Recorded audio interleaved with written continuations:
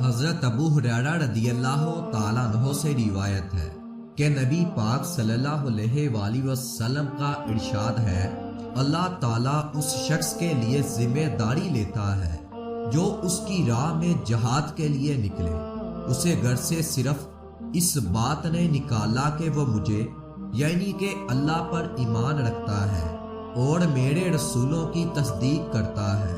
تو میں اسے اس ثواب یا مال غنیمت کے ساتھ واپس کروں گا جو اس نے جہاد میں پایا، یا اسے شہید بنا کر جنت میں داخل کروں گا۔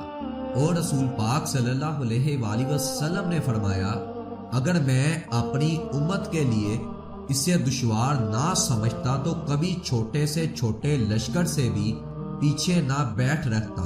اور میری یہ آرزو ہے کہ اللہ کی راہ میں مارا جاؤں، پھر زندہ کیا جاؤں، پھر مارا جاؤں،